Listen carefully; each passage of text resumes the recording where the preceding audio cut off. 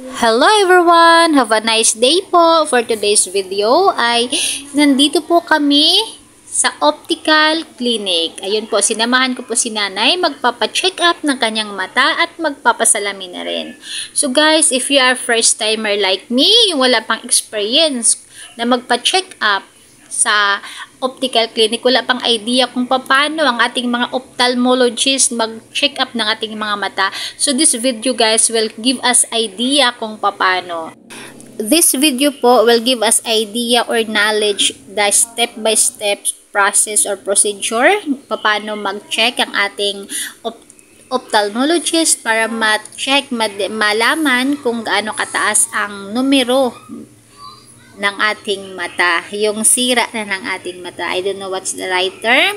So ito po guys, itong video po na to I ask first the permission of our doctor if I am allowed to take video, and doctor said yeah, it's okay lang daw po. So guys, if you're excited to know how, then please stay tuned and watch this video. Recently guys, si nanay po ay madalas sinisikmura. Connection po yun guys pag masakit ang ulo natin, tapos yung vision natin, yung mata natin is hindi naakma doon sa salamin na ginagamit. Kaya lagi niyang dinada yung masakit sikmura niya. Kaya I decided na magpapa-check up na lang po ng kanyang mata at mabigyan siya ng tamang salamin niya. So, yan po, while we are waiting for the doctor, ayan po, nagtingin-tingin muna siya, susukat-sukat po na siya ng mga salamin. But later guys, the doctor will be the one to decide kung ano ang babagay na salamin para sa mga patient. Ayan po. So, enjoy lang muna si Mother Chan, tingin-tingin lang po muna.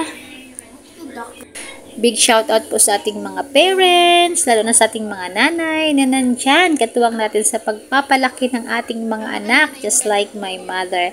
Thank you nanay, and as a reward po at pagmamahal natin sa kanila, ay aalagaan din po natin sila at ibibigay ang kanilang pangailangan, lalo na ang kalusugan, dahil alam naman po natin na pag tumatanda na po ang tao ay marami ng mga nararamdaman. So ayun po, thank you sa mga parents, thank you sa ating mga nanay, tatay na nandyan palagi katuwang natin sa buhay. So guys, please keep watching lang po at malapit na, parating na daw po si doktor. Ayan po.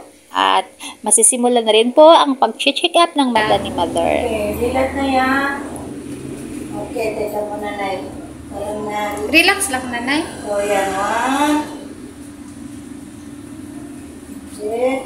Tutunog na yan. Tutunog yan.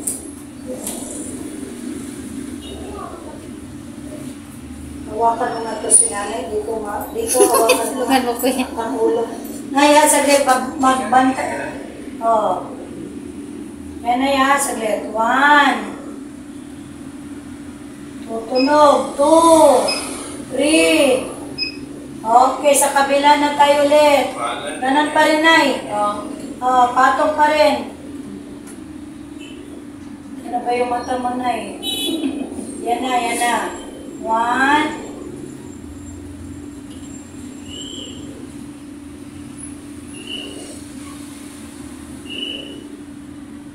2, 3. Okay. Tapos na tayo, Nay. Ito, Nay. Kita na rin?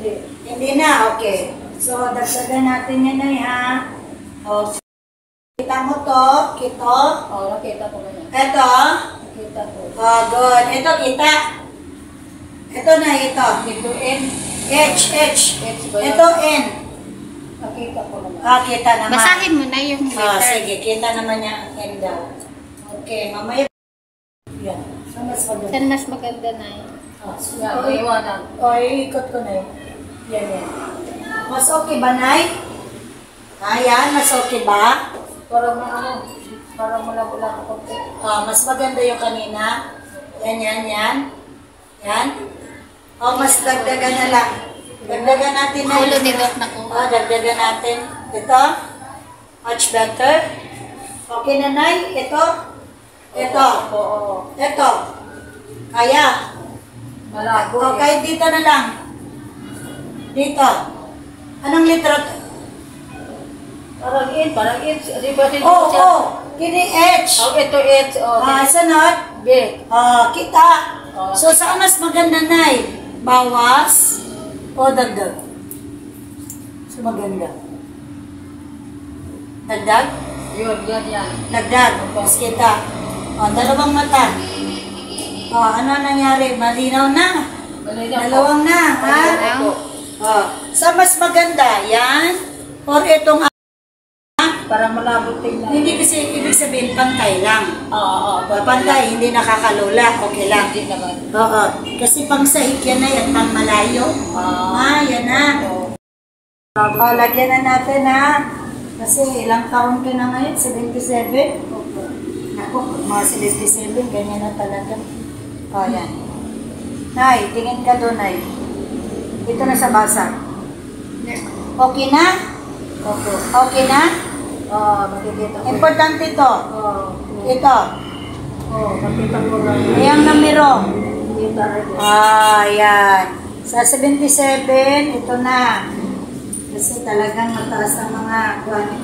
Patingin niya ng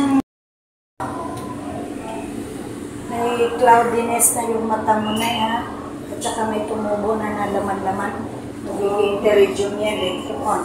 But anyway, okay pa. Yun ang kagandahan, no? Napakagwa ng Diyos sa'yo. Napakabait. Hindi pa... Kasi ang 77, nandiyan na talaga.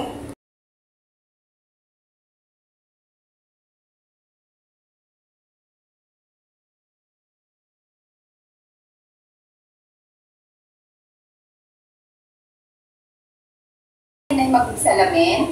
Dati na kayo? Okay. Ito po. Pisting, basa. Basa, dito yung ano ma'am, anay ha. Basa ha? Pero basa, hindi na yung pinakababa kasi ano yung sabay na kababa na eh. Pag medical, ano na tayo. Okay na. Okay. Dili malaglag, Nay. Hindi naman. Kung may adjustment, pag mapadaan kayo dito, dahil na kayo sa doktor. Alin po? Una na mag-a-adjust pa po kayo niyan. May pagbabago yung ERP. Pantay ba yung sahig? Tumingin ka nga kung pantay ba yung sahig ba? Tingin ka kung pantay ba yung ano. Ito ang sa malayo ang Pantay ano naman. gagamitin. Yung, ay sa taas yung gamitin mo sa malayo. Lagyan na natin ng ano, ng ito, tali. Sige po. Muna isuot ang isuot. Bahay lang naman yan siya din man halos lumalabas. Pag nagsimba, yan na. Pag Domingo. Pwede doon ko na rin, nanood ka ng TV, nag-ano ka doon, kaya na mag-practice sa bahay. Isuot mo muna, ganyan lang. Isuot mo muna, ganyan. Tapos, ganyan lang. At least kung halimbawa na ano, di sabit pa rin. Hindi laglag. Basahin ko yung ano mo na ito. Sige, thank you po. Sige na. Salamat ikot. Salamin. Nakuha na damon.